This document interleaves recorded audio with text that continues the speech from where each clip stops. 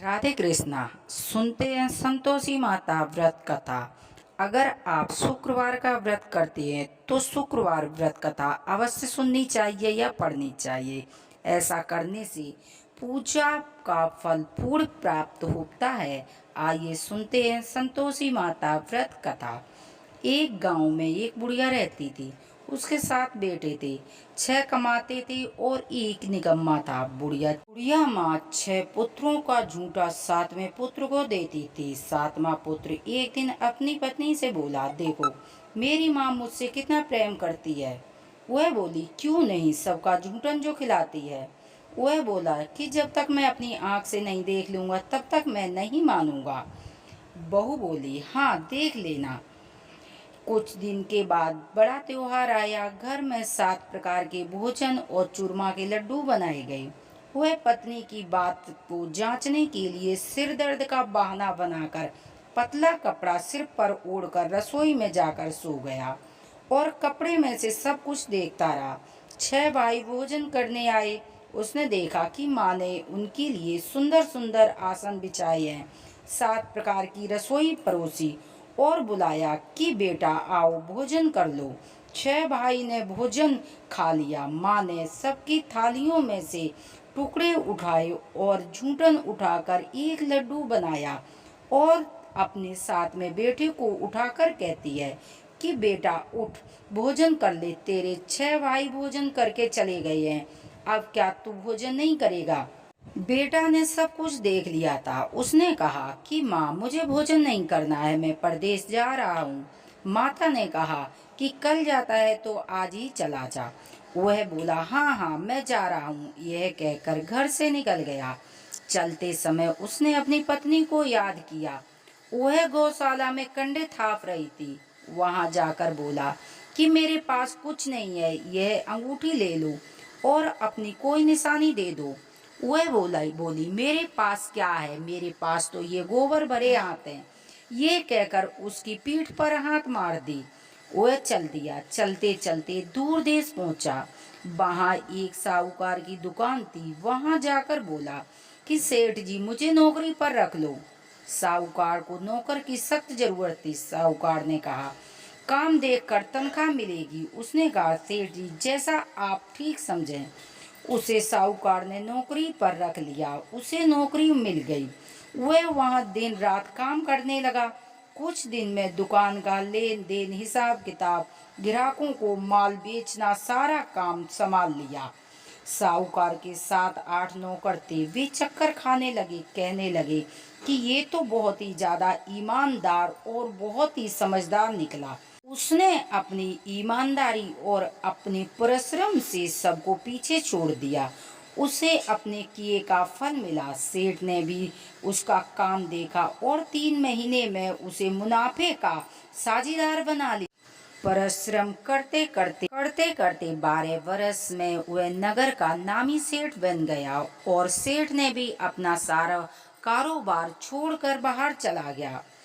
इधर उसकी पत्नी पर उसकी सास ससुर बहुत दुख देने लगे। गृहस्थी का सभी काम करवाते थे और उसे लकड़ी काटने के लिए जंगल भेजते थे। इसी बीच घर की रोटियों के आटे से जो भूसी निकलती थी उसकी रोटी बनाकर रख दी जाती थी और फूटे नारियल में नरेले में पानी दिया जाता था।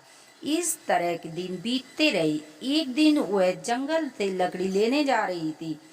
तब उसने रास्ते में बहुत सी स्त्रियां संतोषी माता का व्रत करती दिखाई दी।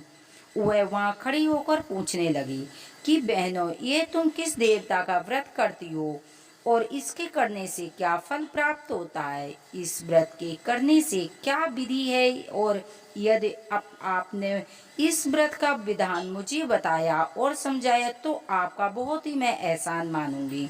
उसमें से एक स्त्री बोली, सुनो, यह व्रत संतोषी माता का है।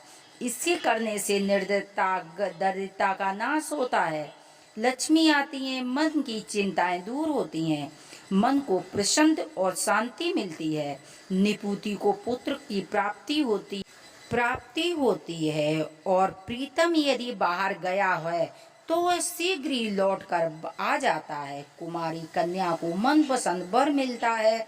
चलता मुकदमा खत्म हो जाता है, घर के कलेश खत्म होके घर में सुख शांति आती है, जायदाद का लाभ होता है तथा और भी जो कुछ कामना हो वो संतोषी माता की कृपा से पूरी होती है।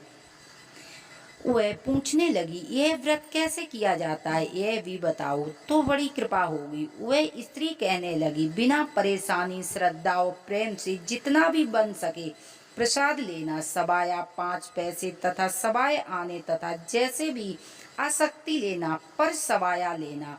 गुड़ चना हर शुक्रवार को निहार रहकर कथा पढ़ना और कथा सुनना, इसका नियम नहीं टूटना चाहिए, लगातार नियम का पालन करना चाहिए। इसके सुनने वाला कोई न मिले तो घी का दीपक जला के उसके सामने जल का पात्र रखें और कथा कहना, परंतु इसका नियम टूटना नहीं चाहिए। जब तक कार्य सिद्ध न हो नियम का पालन करते रहना चाहिए। व्रत का उद्यापन करना चाहिए। 3 मास में माता पूरा फल प्रदान करती हैं। यदि किसी के गृह खोटे हों तो माता 1 वर्ष में अवश्य ही काम पूरा करती हैं। कार्य सिद्ध होने पर उद्यापन करना चाहिए। बीच में नहीं उद्यापन न 2.5 सेर आटे का खाजा तथा इसी अनुसार खीर तथा चने का साग बनाकर 8 बच्चों को भोजन कराना चाहिए। जहाँ तक मिले देवर जेठ बंद बंदाव कुटुंबी के लेना चाहिए, न मिले तो रिश्तेदार पड़ोसियों को भी बुला सकते हैं, उन्हें भोजन करा या शक्ति दक्षिणा दे। माता का नियम पूरा करना चाहिए। ध्यान रहे कि घर में कोई भी खटाई न खाए। यह सुन वो वहां से चल दी। रास्ते में लकड़ी का बोझ बेच दिया और उन पैसों से गुड़ चना लाकर माता का व्रत की तैयारी करने लगी। रास्ते में संतोषी माता के मंदिर में जा माता के चरणों में लौटने लगी, विनती करने लगी कि हे माँ, मैं दीन हूँ, निपटी मूर्ख हूँ, व्रत के नियम कुछ नहीं जानती हूँ, पर मैं बहुत दुखी हूँ। हे माँ, मेरा दुख दूर करो, मैं तेरी शरण में हूँ। माता को दया आई। एक शुक्रवार बीता कि दूसरे शुक्रवार को उसके पति का पत्र आ गया। तीसरे शुक्रवार को उसने पैसा पहुंचाने शुरू किए। यह देखकर दौरानी जेठानी के लड़के मुंह सिकोड़ने लगे। इतने दिनों के बाद पैसा आया, इसमें क्या बड़ाई है, इसके ताने देने लगे। काकी के पास अब पत्र आने लगे, रुपया आने लगाया। अब तो काकी की खातिर बढ़ेगी, अब तो काकी को बुलाने से भी नहीं बोलेगी। बेचारी सरलता से कहती रही, भैया पत्र आवे, रुपया आवे, हम सबके लिए अच्छा है। यह कहकर आंखों में आंसू भरकर माता संतोषी के मंदिर में जा पहुंची। हे माते शरीर के चरणों में गिरकर रोने लगी। माँ, मैंने तुमसे पैसा नहीं मांगा था, मुझे तो मेरे सुहाग से काम है, मैं अपने स्वामी के दर्शन करना चाहती हूँ। तब माता ने प्रसन्न होकर कहा कि बेटी, तेरा स्वामी बहुत जल्दी आएगा। यह सुन खुशी से बावली हो वह घर आकर काम करने लगी।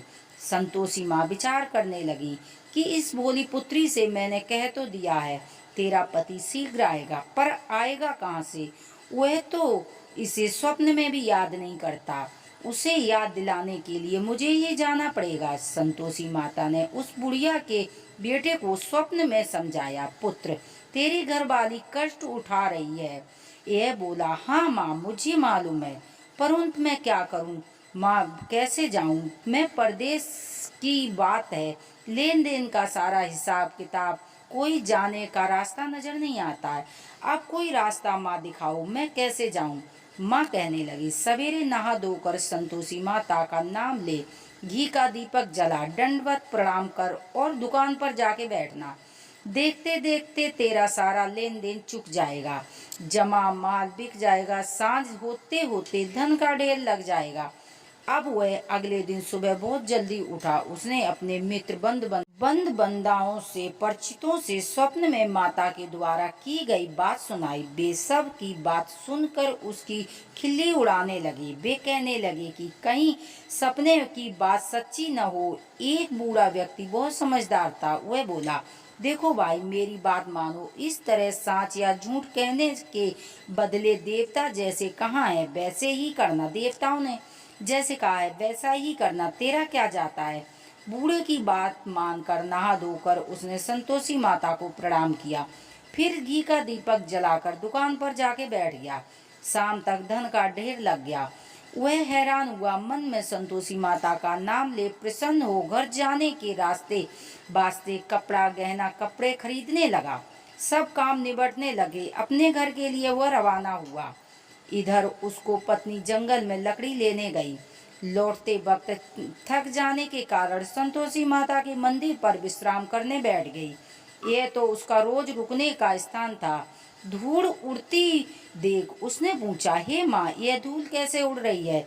माँ ने कहा, हे पुत्री, तेरा पति आ रहा है। अब तू ऐसा कर कि लकड़ियों के 3 बोझ बना, एक नदी के किनारे रख, दूसरा मंदिर के, तीसरा अपने सिर पर रखकर तेरे पति को लकड़ी का गट्ठर देखकर मोह पैदा होगा।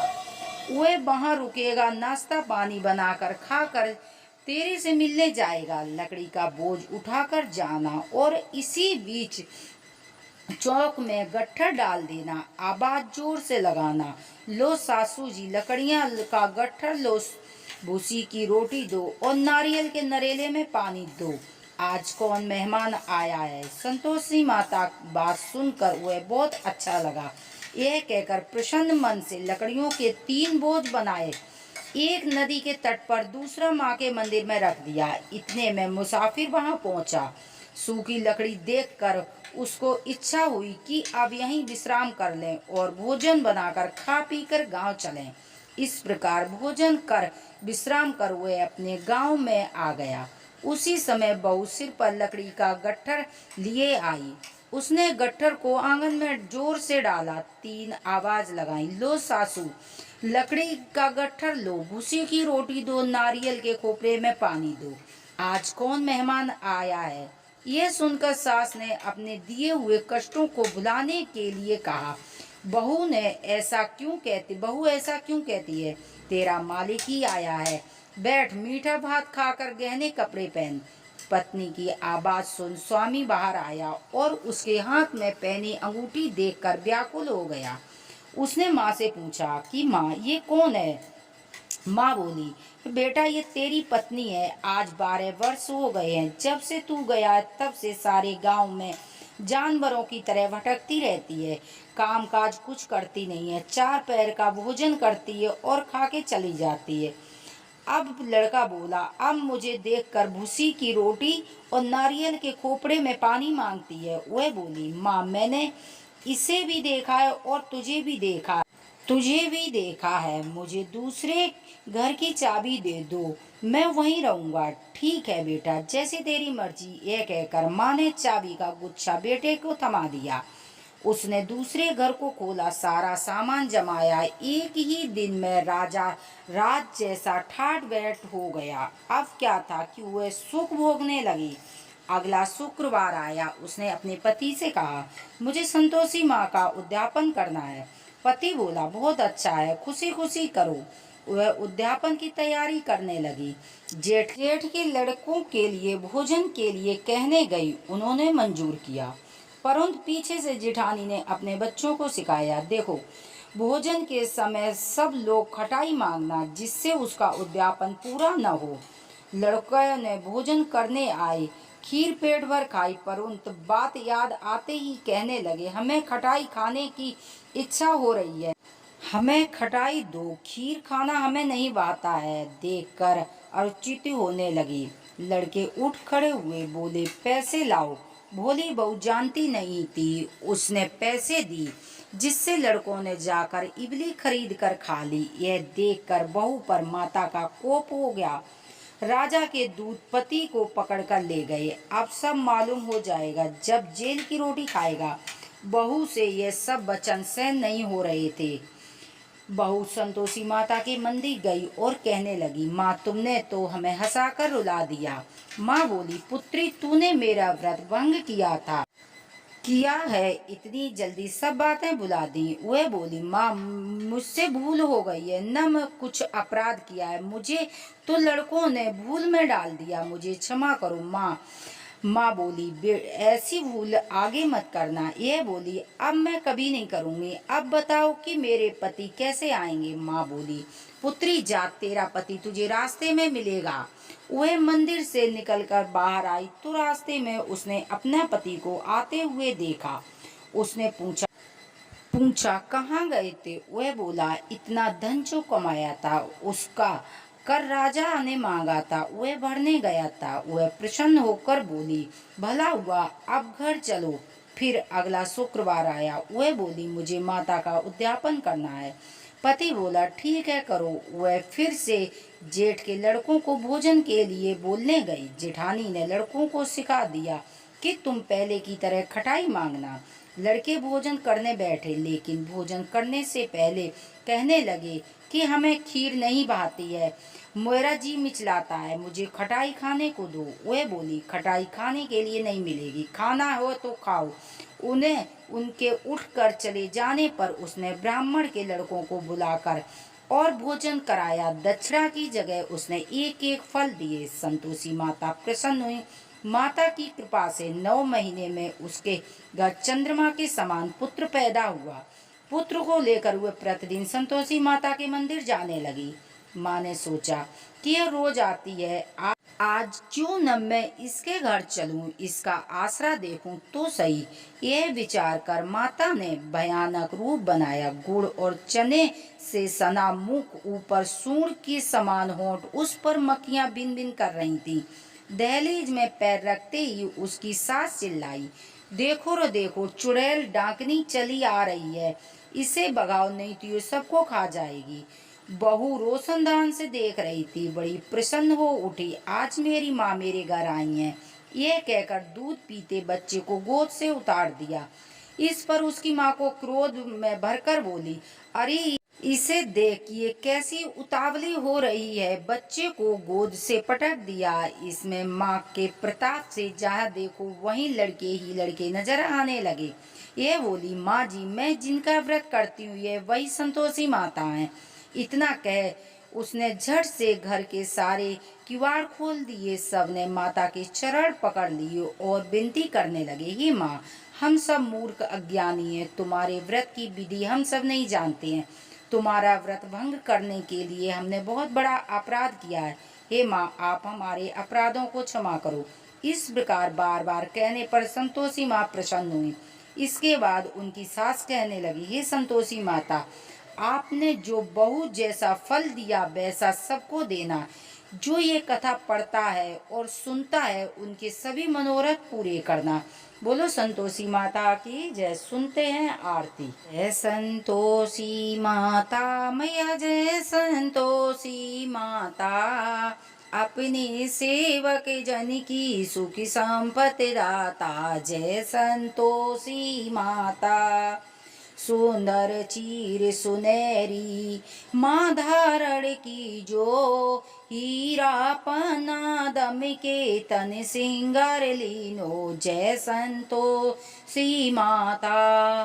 गेरू लाल छटा छबे बदन कमल सोहे, मंदे हसत करुणामयी त्रिभुवन जन मोहे। ओम जय संतोषी माता। स्वर्ग सिंहासन बैठी चवर दुले दुरे प्यारे, धूप दीप मधुमेवा भोज धरे न्यारे।